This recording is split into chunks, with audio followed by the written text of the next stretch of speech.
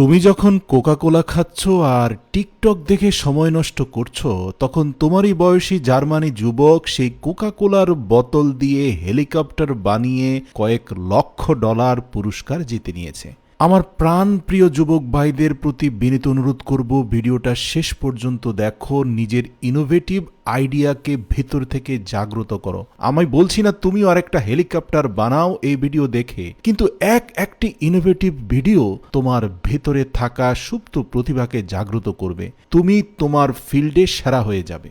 স্ক্রিনে এই যে কোকাকোলার বোতলটিকে হেলিকপ্টার হিসাবে উঠতে দেখছো, এটা কিন্তু এমনি এমনি উড়া শুরু হয়ে যায়নি। এটার শুরুর ইতিহাসটা অত্যন্ত কষ্টের ছিল, কিন্তু প্রতিটা কষ্টকে আনন্দ চিত্তে মেনে নিয়েছিল একটি স্বপ্নে। সেই স্বপ্নটা হচ্ছে, একদিন আমি ঠিকই এই বোতলটাকে হেলিকপ্টারে রূপান্তর করেই ছাড়ব। তোমাদের জানিয়ে রাখি, সে কিন্তু কোনো এয়ারনটিক্যাল ইঞ্জিনিয়ার নয় যে ইন্টারনেট ঘেটে শর্ট ভিডিও, আজেবাজে ভিডিও দেখে তুমি সময় নষ্ট করছো।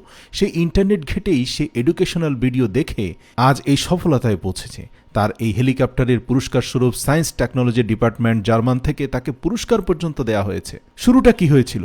শুরুতে রেক্সোনা পারফিউমের একটা পুরনো বোতলকে কেটে খুব সুন্দর করে কায়দা করে সে একটা হেলিকপ্টারের ডিজাইন তৈরি করে। স্বপ্ন, তার এই হেলিকপ্টার আকাশে উড়বে, রিমোট থাকবে তার হাতে, বন্ধুরা অবাক নয়নে তাকিয়ে রইবে। এই যে তুমি দেখতে পাচ্ছ, স্কেচ করে সে প্রত্যেকটা পাখার মেজারমেন্ট করেছে, flight position, wait management, equipment, সব কিছু কঠোর পরিশ্রম করে সে সংগ্রহ করেছে। আর এই সব কিছু বাবা মার দেওয়া পকেট মানি জমিয়েই কিন্তু সে করেছে। মোটামুটি তার জ্ঞানের ভেতরে থাকা সকল ইকুইপমেন্টকে সঙ্গবদ্ধ করে সে যখন উড়াতে গিয়েছে, রেক্সোনার বোতল থেকে তৈরি করা তার হেলিকপ্টারটিকে সে যথাযথভাবে ফ্লাইট ম্যানেজমেন্ট করতে পারেনি। হেলিকপ্টারটা ডানে বামে কাত হয়ে যাচ্ছিল।